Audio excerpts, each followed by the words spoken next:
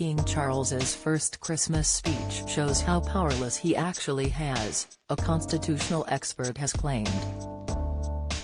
The monarch shared a lot of positivity in his words, which were broadcast on BBC One this afternoon, including saying he shared with his late mother Queen Elizabeth II faith in people who can touch the lives of others with goodness and compassion.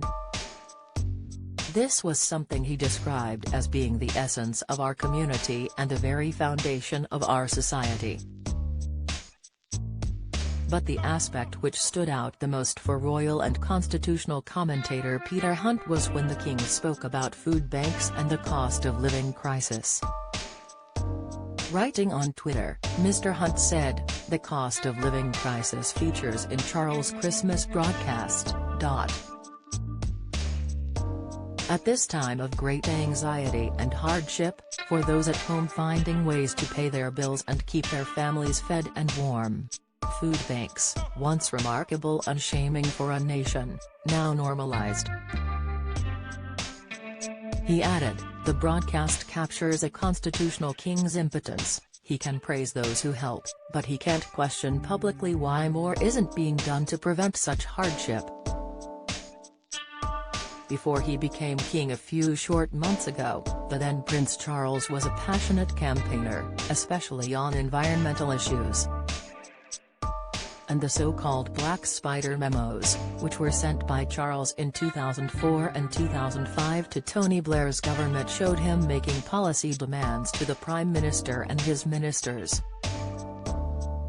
In the 27 letters he demanded urgent action on everything, including improvements to the equipment for the troops fighting in Iraq, to wider availability of alternative herbal medicines in the UK.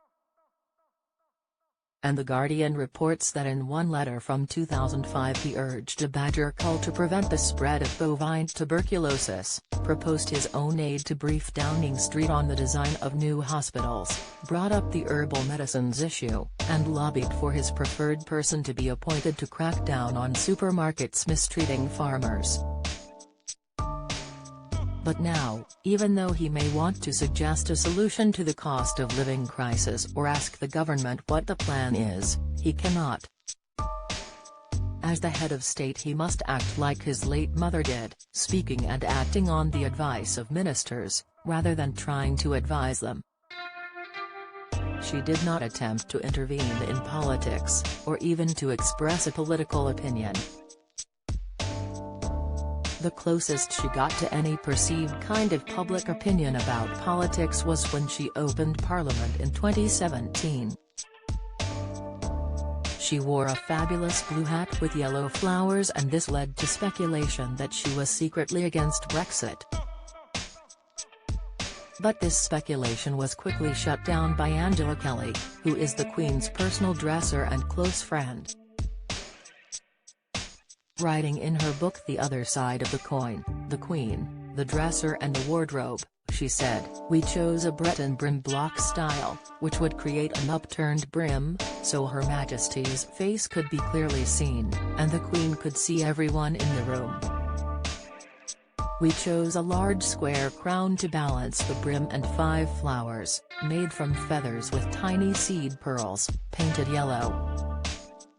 It never occurred to Stella and me that people might think we were copying the European Union flag.